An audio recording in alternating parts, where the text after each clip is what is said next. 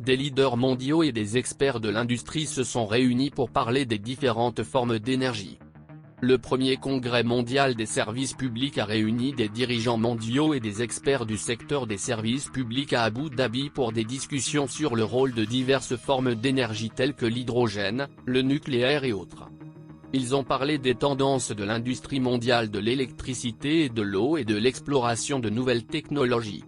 Le parrain de l'événement était le cheikh Khaled bin Mohammed bin Sayed Al Nahyan, membre du conseil exécutif d'Abu Dhabi et président du bureau exécutif d'Abu Dhabi. Les discussions ont porté sur les tendances énergétiques mondiales, ainsi que sur la manière dont les technologies et innovations énergétiques et hydrauliques influencent la demande. Il était organisé par Abu Dhabi National Energy Company et organisé par DMG Events. L'objectif de l'événement était de soutenir le mandat d'aller vers un monde mondial durable et un avenir d'approvisionnement en eau. Le programme de la conférence stratégique est axé sur les problèmes que les équipes de direction de niveau C doivent prendre en considération, et elles mettent à niveau leurs utilitaires, pour la gestion des changements perturbateurs. Cela comportait également une stratégie de transformation numérique, une orientation vers l'avenir face à l'évolution des besoins des clients et à un marché en évolution. L'hydrogène carburant, le nucléaire et d'autres formes d'énergie joueront des rôles variables dans l'évolution des besoins énergétiques.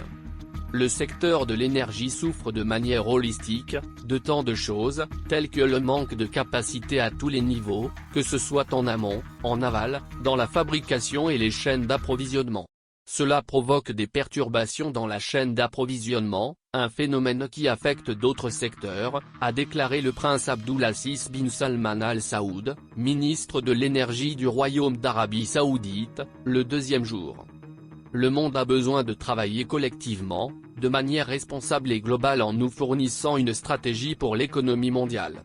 Deux choses méritent notre attention, les problèmes de chaîne d'approvisionnement et les problèmes de service, y compris l'énergie.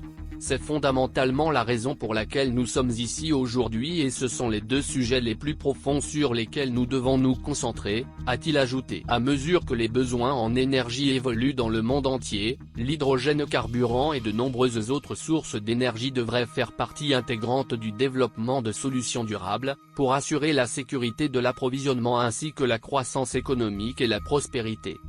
Merci d'avoir suivi Hydrogène Fuel News. Assurez-vous de vous abonner et de cliquer sur le lien dans la description pour obtenir notre e-book gratuit.